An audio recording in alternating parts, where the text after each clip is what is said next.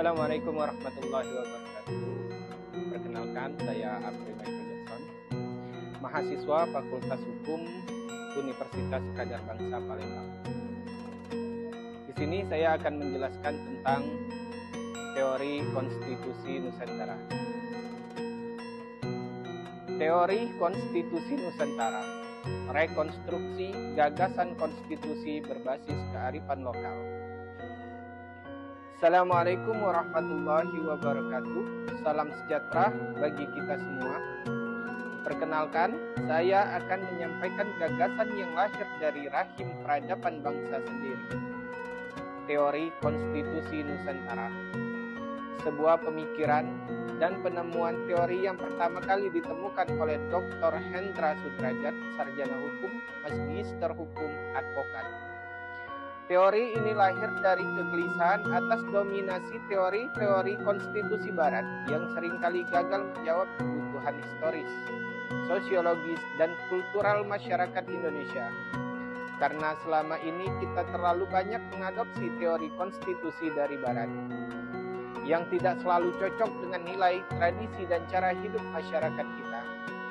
Padahal sebelum Indonesia merdeka, Nusantara telah memiliki sistem hukum adat, lembaga musyawarah, kontrak sosial antara rakyat dan penguasa adat, bahkan sumpah leluhur yang mengatur hak, kewajiban, dan keseimbangan.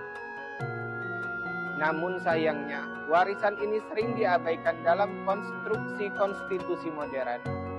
Inilah yang hendak direkonstruksi oleh teori konstitusi Nusantara. Apa itu teori konstitusi Nusantara? Ini adalah rekonstruksi gagasan konstitusi yang berbasis pada kearifan lokal, hukum adat, dan nilai-nilai asli bangsa seperti musyawarah, gotong royong, dan keseimbangan antara manusia, alam, dan Tuhan. Teori konstitusi Nusantara memberikan pemahaman bahwa konstitusi yang semata-mata berorientasi pada supremasi hukum tertulis. Sebaliknya, ia menempatkan roh konstitusi dalam praktik kehidupan rakyat dan kearifan budaya. Contohnya, di banyak daerah di Nusantara, kita mengenal musyawarah adat, lembaga masyarakat adat, hingga sumpah leluhur. Itu semua adalah bentuk konstitusionalitas tradisional yang hidup dan dihormati. Maka, mengapa tidak dijadikan dasar dalam membangun sistem ketatanegaraan kita?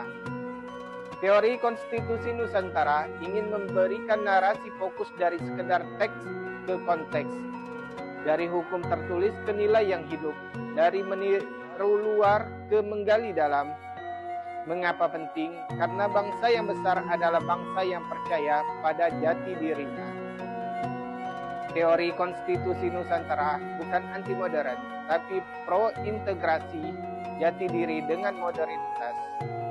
Sebagai penutup, teori konstitusi Nusantara yang ditemukan oleh Dr. Hendra Sudrajat, sarjana hukum, magister hukum, advokat, mengajak kita kembali menengok akar, bukan untuk mundur, tapi untuk melompat lebih tinggi.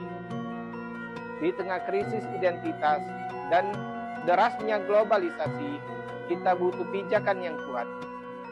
Teori konstitusi Nusantara mengingatkan kita bahwa kekuatan bangsa ini justru terletak pada akar-akar lokalnya, bukan hanya meniru sistem luar, tetapi mengolah yang asli menjadi bagian modernitas kita sendiri.